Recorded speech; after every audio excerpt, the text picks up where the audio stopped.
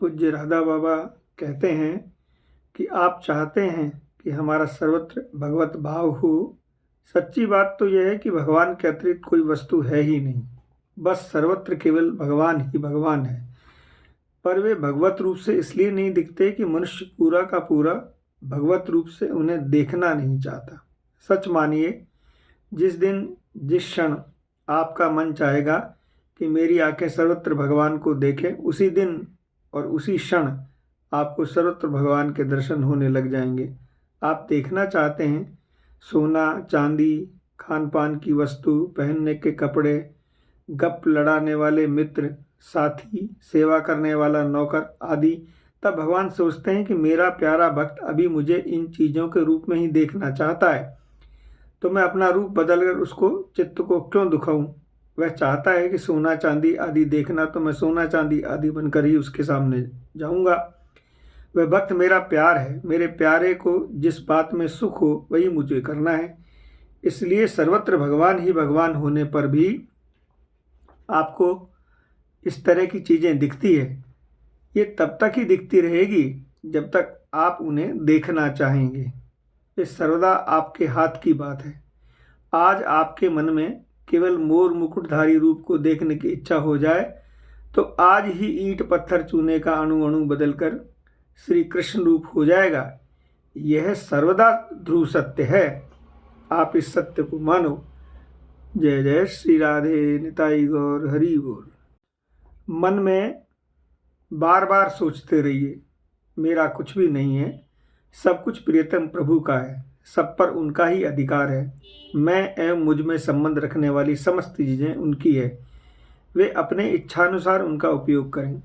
यह भावना जितनी दूर तक दृढ़ होगी उतनी ही दूर तक आप सांसारिक सुख दुख और सांसारिक चिंताओं से अलग हो जाएंगे। मन में मान रखा है कि अमुक वस्तु मेरी है, इसलिए उनके बनने बिगड़ने की चिंता होती है। यदि सचमुच किसी का मन यह स्वीकार कर ले कि यह सब उनका है, तो फिर सांसारिक दृष्टि में तो जो बिगड़ती हुई दिखेगी उसके संबंध में भी वह अनुभव करेगा कि वह बिगड़ी नहीं है, क्योंकि कोई बुद्धिमान अपनी चीज़ों को बिगाड़ता नहीं है, नष्ट नहीं करता। यदि बिगाड़ता भी है तो उसका रूप और भी सुंदर बनाने के लिए बिगाड़ता है। भगवान को बुद्धिमानों की बुद्धि की जो चरम सीमा है उससे भी अनंत गुना अधिक बुद्धिमान है। वे भला व्यर्थ ही अपनी चीज़ों को क्यों बिगाड़ेंगे और कैसे बिगाड़ेंगे। वे बिगाड़ नहीं रहे हैं, वे तो बना रहे हैं और भी सुंदर बना रहे हैं। सच मानिए, किसी प्रकार इस वास्तविक स्थिति की एक किरण की भी झांकी यदि कोई कर पाए तो दुख उसके जीवन में सदा के लिए नष्ट हो जाता है। जब तक यह अनुभव नहीं हो तब तक अगणित संतों के अनुभव पर भी विश्वास करके ऐसी भावना कीजिए कि यहाँ सब मंगल ही मंगल हो रहा है।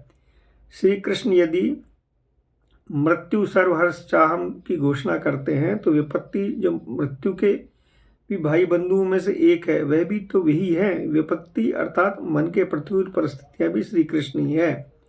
रूप भयानक है, पर यदि पत्नी समझ ले कि मेरे नाथ ही मेरा साथ ऐसा रूप धारण करके आए तो वह उस समय भी उसका स्वागत करेगी, क्योंकि पतिव्रता रूप से प्यार नहीं करती, पति से प्यार करती है। अतः मन के प्रतिकूल किसी भी परिस्थिति में अपने प्रियतम का अनुभव दर्शन करने का अभ्यास कीजिए। वे ही है, सचमुच वे ही हैं। आपसे अपने को इस रूप में छिपाए हुए आते हैं, इसलिए आप डर जाते हैं। अनंत संतों की बातें झूठी नहीं है, वे त्रिकाल सत्य है। आप उस रूप में देखकर उनका स्वागत करें, फिर उनका रहा नहीं जाएगा। वे भयावह रूप में भी मधुर रूप में परिणित हो जाएंगे कि आप ही हंसने लगिएगा। अभी तो होता तो वही है। संसार में आज किसी के जीवन में ऐसी कोई घटना नहीं हुई जिसके परिणाम स्वरूप मंगल नहीं हुआ हो, पर भयानक रूप से जब भगवान का प्रकाश होता है तब लोग रोते हैं, वही मधुर रूप से परिणित होता है तब हंसते हैं। पर दोनों समय इस बात को जानते नहीं। इन दोनों के रूप में भीतर कौन छिपा है, भक्त उसे जानता है और उसे छिपे रहने वाले को जो उसका संबंध है उसे भी जानता है, इसलिए उसे दुख नहीं होता। भोले भक्त डर भी जाते हैं, पर समय भी वे अपने स्वामी को ही याद करते हैं, क्योंकि उनकी दृष्टि में उनके लिए और कोई सहायता नहीं होती। स्वामी को याद करके भले ही स्वामी अपने विपत्ति पोशाक तुरंत न बदले, वे मन में ऐसा भाव कर देते हैं जिससे भय जाता रहता है। अतः किसी भी प्रकार हो अपने को उनसे जोड़ ले, जुड़े हुए तो वे भी हैं, इसे अनुभव करें। वे आपके हैं, आप उनके हैं, इनकी सब चीज़ें आपकी हैं और आपकी सब चीज़ें उनकी हैं, इसको मान लें। जय जय श्री राधे, निताई गौर हरि बोल।